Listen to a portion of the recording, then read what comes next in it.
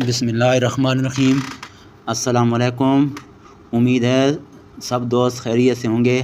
آج ہمارا سبق ہے کہ اسلام کا پہلا مرکز سیرت النبی صلی اللہ علیہ وسلم سے، کہ سب سے پہلے جب مسلمان نماز پڑھتے تھے تو کس طریقے سے پڑھتے تھے۔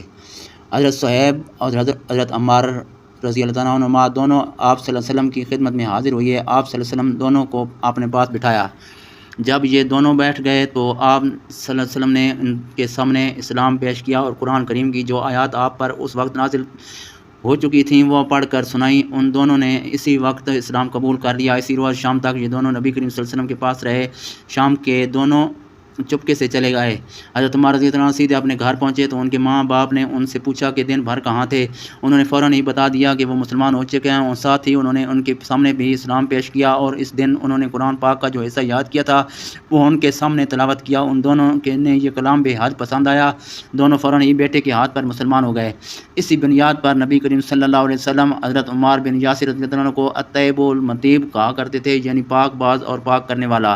اسی طرح حضرت عمران رضی اللہ عنہ اسلام لائے تو کچھ عرصہ بعد ان کے والد حضرت حسین رضی اللہ عنہ بھی مسلمان ہو گئے۔ ان کے اسلام لانے کی تفصیل یوں ہے۔ ایک مرتبہ قریش کے لوگ نبی کریم صلی اللہ علیہ وسلم سے ملاقات کے لیے آئے۔ ان میں حضرت حسین رضی اللہ عنہ بھی تھے۔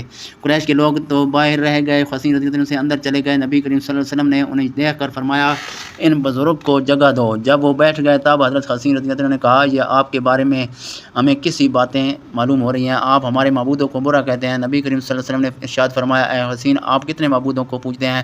حضرت حسین رضی اللہ عنہ نے جواب دیا ہم 7 معبودوں کی عبادت کرتے ہیں، ان میں سے 6 تو زمین میں ہیں، ایک آسمان پر، اس پر آپ نے فرمایا اور اگر آپ کو کوئی نقصان پہنچ جائے تو پھر آپ کس سے مدد مانگتے ہیں؟ حضرت حسین رضی اللہ عنہ بولے اس صورت میں ہم اس سے دعا مانگتے ہیں جو آسمان میں ہے۔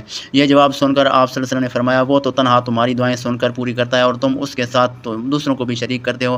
اے حسین کیا تم اپنے اس شرک سے خوش ہو؟ اب اسلام قبول کرو، اللہ تعالیٰ تمہاری سلامتی دے گا۔ حضرت حسین رضی اللہ عنہ یہ سنتے ہی مسلمان ہو گئے۔ اسی وقت ان کے پاس بیٹے حضرت عمران رضی اللہ عنہ اٹھ کر باپ کی طرف بڑھے اور ان سے لپٹ گئے۔ اس کے بعد حضرت حسین رضی اللہ عنہ نے واپس جانے کا ارادہ کیا تو آپ صلی اللہ علیہ وسلم نے اپنے صحابہ کرام صلی اللہ علیہ وسلم رضوان اللہ اجمعین سے فرمایا انہیں ان کے گھر تک پہنچا کر آئیں۔ آپ حسین رضی اللہ عنہ سے جب دروازے سے باہر نکلے تو وہاں قریش کے لوگ موجود تھے، انہیں دیکھتے ہی بولے لو یہ بھی بے دین ہو گیا۔ اس کے بعد وہ سب لوگ اپنے گھروں کو لوٹ گئے اور صحابہ کرام رضی اللہ عنہ نے حضرت حسین رضی اللہ عنہ کو ان کے گھر تک پہنچایا۔ اسی طرح 3 سال تک نبی کریم صلی اللہ علیہ وسلم خفیہ طور پر تبلیغ کرتے رہے۔ اس دوران جو شخص بھی مسلمان ہوتا تھا وہ مکہ کی گھاٹیوں میں چھپ کر نمازیں ادا کرتا تھا۔ پھر ایک دن ایسا ہوا کہ حضرت سعد بن ابی وقاص رضی اللہ عنہ کچھ دوسرے صحابہ کے ساتھ مکہ کی ایک گھاٹی میں تھے کہ اچانک وہاں قریش کے ایک جماعت پہنچ گئی۔ اس وقت صحابہ نماز پڑھ رہے تھے۔ مشرکوں کو یہ دیکھ کر بہت غصہ آیا، وہ ان پر چڑھ دوڑے، ساتھ میں برا بھلا بھی کہہ رہے تھے۔ اسی میں حضرت سعد بن ابی وقاص رضی اللہ عنہ نے ان میں سے ایک کو پکڑ لیا اور اس کو ایک ضرب لگائی، اس سے اس کی کھال پھٹ گئی، خون بہہ نکلا۔ یہ پہلا خون ہے جو اسلام کے نام پر بہایا گیا۔ اب قریشی دشمنی پر اتر آئے۔ اس بنا پر نبی کریم صلی اللہ علیہ وسلم حضرت ارقم رضی اللہ عنہ کے مکان پر تشریف لے آئے تاکہ دشمنوں سے بچاؤ رہے۔ اسی طرح حضرت ارقم رضی اللہ عنہ کا یہ مکان اسلام کا پہلا مرکز بنا۔ اس مکان کو دار ارقم کہا جاتا ہے۔ نبی کریم صلی اللہ علیہ وسلم کے دار ارقم میں تشریف لانے سے پہلے لوگوں کی ایک جماعت مسلمان ہو چکی تھی۔ اب نماز دار ارقم میں ادا ہونے لگی۔ نبی کریم صلی اللہ علیہ وسلم صحابہ کرام رضی اللہ عنہ کو وہیں پر نماز پڑھاتے، وہیں بیٹھ کر عبادت کرتے اور نماز مسلمانوں کو دین کی تعلیم دیتے۔ اسی طرح 3 سال گزر گئے۔ پھر اللہ تعالیٰ نے آپ کو اعلانیہ تبلیغ کا حکم دیا۔ اعلانیہ تبلیغ کی ابتدا بھی دار ارقم سے ہوئی۔ پہلے آپ یہاں خفیہ طور پر دعوت دیتے رہے تھے، یہاں تک کہ اللہ تعالیٰ نے سورہ شعراء میں آپ کو حکم فرمایا اور آپ اپنے نزدیک کے اہل خاندان کو ڈرائیے۔ یہ حکم ملتے ہی آپ کافی پریشان ہوئے، یہاں تک کہ آپ کی پھوپھیوں نے خیال کیا کہ آپ کچھ بیمار ہیں، چنانچہ وہ آپ کی بیمار پرسی کے لیے آپ کے پاس آئیں۔ تب آپ نے ان سے فرمایا میں بیمار نہیں ہوں، بلکہ مجھے اللہ تعالیٰ نے حکم دیا ہے کہ میں اپنے قریبی رشتہ داروں کو آخرت کی عذاب سے ڈراؤں، اس لیے میں چاہتا ہوں کہ تمام بنی عبد المطلب کو جمع کروں اور انہیں اللہ کی طرف آنے کا دعوت دوں۔ یہ سن کر آپ کی پھوپھیوں نے کہا ضرور جمع کریں، مگر ابو لہب کو نہ بلائیے گا کیونکہ وہ ہرگز آپ کی بات نہیں مانے گا۔ ابو لہب کا دوسرا نام عبد العزیٰ تھا، یہ آپ کا چچا تھا، اور آپ بہت خوبصورت تھا مگر بہت سنگ دل اور مغرور تھا۔ دوسرے دن نبی کریم صلی اللہ علیہ وسلم نے بنی عبد المطلب کے پاس دعوت بھیجی، اس پر وہ سب آپ کے ہاں جمع ہو گئے، ان میں ابو لہب بھی تھا۔ اس نے کہا یہ تمہارے چچا اور ان کی اولادیں جمع ہیں، تم جو کچھ کہنا چاہتے ہو کہو اور اپنی بے دینی کو چھوڑ دو، ساتھ ہی تم یہ بھی سمجھ لو کہ تمہاری قوم میں یعنی ہم میں اتنی طاقت نہیں ہے کہ تمہاری خاطر سارے عربوں سے دشمنی لے سکیں، لہٰذا اگر تم اپنے معاملے پر اڑے رہے تو خود تمہارے خاندان والوں ہی کا سب سے زیادہ فرض ہوگا کہ تمہیں پکڑ کر قید کر دیں، کیونکہ قریش کی تمام خاندان اور قبیلے تم پر چڑھ دوڑیں، اس سے تو یہی بہتر ہوگا کہ ہم ہی تمہیں قید کر دیں۔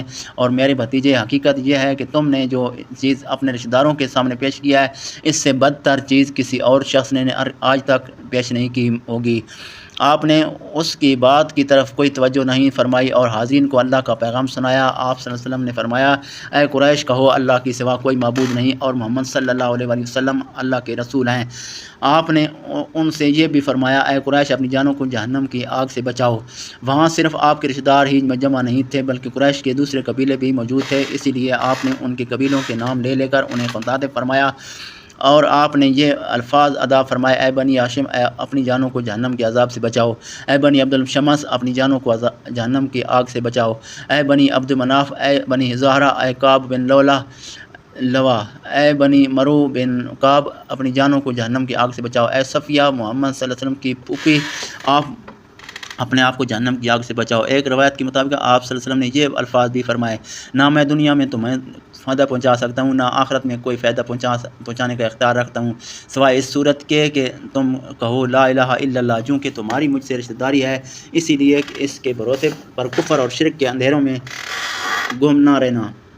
اس پر ابو لہب آگ بگولا ہو گیا، اس نے تل ملا کر کہا، تو ہلاک ہو جائے، کیا تو نے ہمیں اسی لیے جمع کیا تھا؟ پھر سب لوگ چلے گئے۔ انشاءاللہ اگلی ویڈیو میں اسلام کی تبلیغ کے بارے میں ویڈیو ہوگی، تو اللہ حافظ۔